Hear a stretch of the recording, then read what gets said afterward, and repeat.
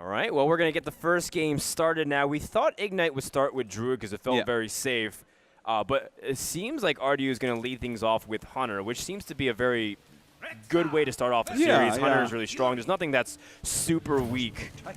You know what? Even having interesting cards right off the bat. Yeah, Explosive Trap and Stranglethorn Tiger. Very, very interesting to see that. And, you know, you and I were actually talking about the Hunter versus Druid matchup because I've always felt, at least somewhat recently, that Hunter has a pretty good matchup against Druid. I feel pretty comfortable with it. So? But you were saying that recently some metagame shifts are making it go the other way. Right, like Druid decks have a lot of momentum to grab tempo early, and if you get innervated creatures out, that can give a lot of problems. Like, you know, even if you have Spectral Knight, how are Hunters supposed to be able to deal with it? Especially because they have so many weak creatures, and because of those weak creatures, Swipe actually can deal with it.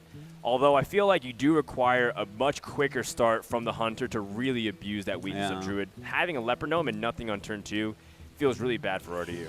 Yeah, we'll see what he draws into. I mean, he does have the Knife Juggler, so he could throw that out there, but kind of annoying right now. A tough place he could be in shortly. Ooh, if he didn't draw that Mad Scientist, RDU would have been in a pretty awkward spot, but now that he has a Mad Scientist, I like it. It's all right. He is, of course, going to think about it a little bit, but it's a pretty easy play to put Mad Scientist here instead of that Knife Juggler.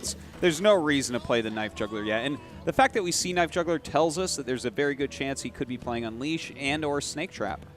Yeah, even though we saw Explosive Trap, that could be a mix-up of some kind. And that Stranglethorn Tiger, I'm really curious about that card. Yeah, it could just be kind of like a kill at the end. Make sure you have a Beast out. We've seen it from time to time in Hunter decks, but definitely not that popular. Right. And this is a position that you don't want to be in as the Druid player. You use Wrath, and that Mad Scientist pays itself with another card, and that's why you want to get out early. Let's see what this Animal Companion gets for RDU. And it's a Huffer, which means he's good at Hunter, Frodan. Is it, though? Because there is I was going to say a Keeper of the Grove, but I said he didn't have enough mana. Now he can actually remove it pretty effectively, and he can test for traps before it. Yeah, he's going to have to test for those traps as well. He doesn't know what this could be yet. There's nothing that's been played that really points towards any particular trap. So you look at it, you're like, okay, Freezing Trap, I guess, is the most common. Snake Trap's pretty popular right now.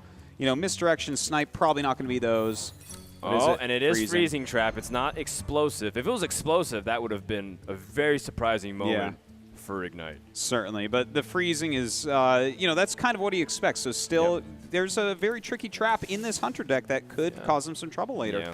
That Innervate draw was so big to take out this Huffer, and now he snipes it while getting a reasonable-sized body out, and RDU recognizes that things are already looking pretty dicey.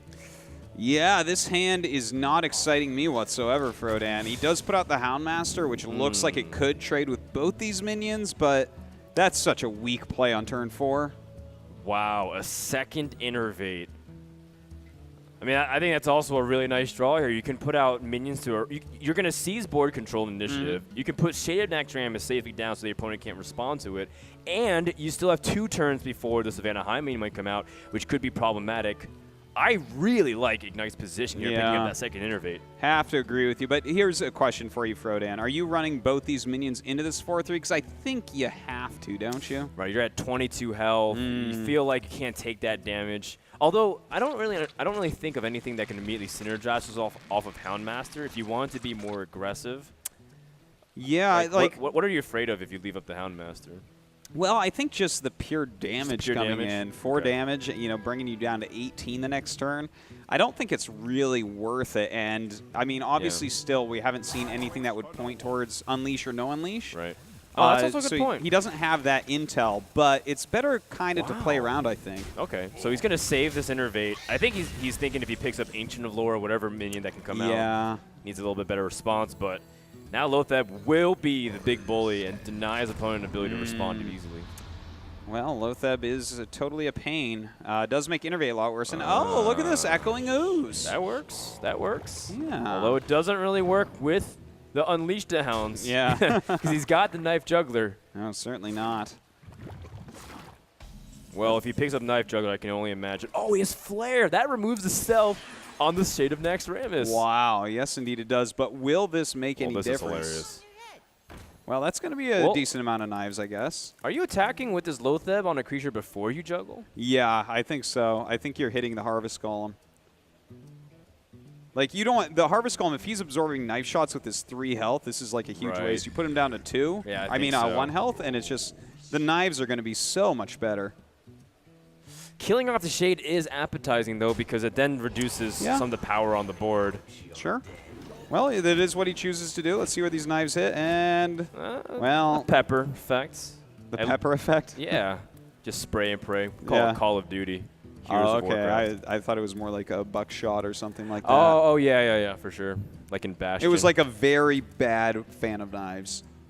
Yeah, a fan of knives that just missed. Yes. Missed some of the targets, didn't draw my cards. Like, oh, wow, that's not very value, is it? Well, I mean, now he's in a slightly awkward spot because he wants to remove, but he can't fully do everything. And he's got Spectral Knight, which is a great value card, but he needed to get that out earlier.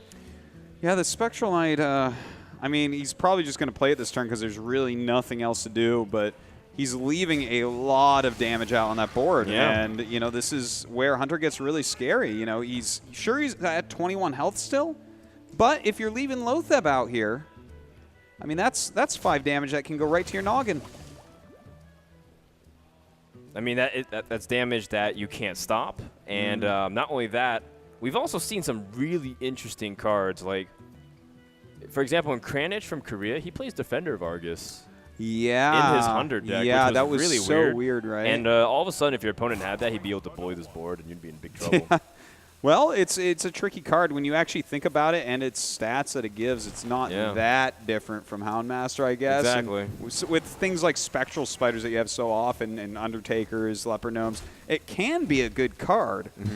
Shout out to Mr. You Good. I feel like he's the first one that was the really pioneer. like... Oh, wow. What a combo. Right after double Knife Jugglers are gone, too. That is too bad. But he didn't have the mana to do everything that turn. But look, I mean, he can clear this board very easily. Yeah. It doesn't leave him with very much power. And let's not forget, Leroy Unleash is still super, super strong. I wonder if somewhere in the back of his mind he's thinking about playing this Unleash and then... like a clear? And just going all out. All out with the Unleash, Hero Power, go to face, everything. Well, how much damage is that? That's well, it's 8, 9, 9, 11 this turn. And then that leaves Leroy? him... Yeah, I mean, 11, that brings him to 8. Leroy plus Hero Power is death if he doesn't armor up. And you can draw into a lot more damage, too. I think he's worried about swipe. That's the only thing that's in the back of the mind. Yeah. If your opponent has swipe... It hurts, but isn't that enough damage that you can kind of shouldn't he have that? swiped also last turn, too, if he had it? Yeah, well, it would be a top deck swipe at this point, I would say. So he's really mulling over everything. I mean, holding Leroy Unleash is also a great combination as well. Well, that's like ridiculous damage that would come in the next turn. And you know what? This has a lot of merit to it as well because your opponent could, just with his hero power, get 1 out of what you have for lethal the next turn. Sure. So you have to be careful about that. So if his opponent doesn't trade anything, well, he will be. But say his opponent swipes, does he have enough damage to kill his opponent?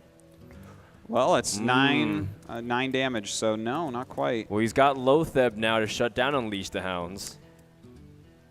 And he can start clearing this board and taking some position. Yeah, I think he's definitely got to play the Lotheb here. And the question is, I guess you'd go to face with the Spectral, right? Like, you have to get your damage on. So just trade the other 2 into Lotheb, and you're good to go. For sure.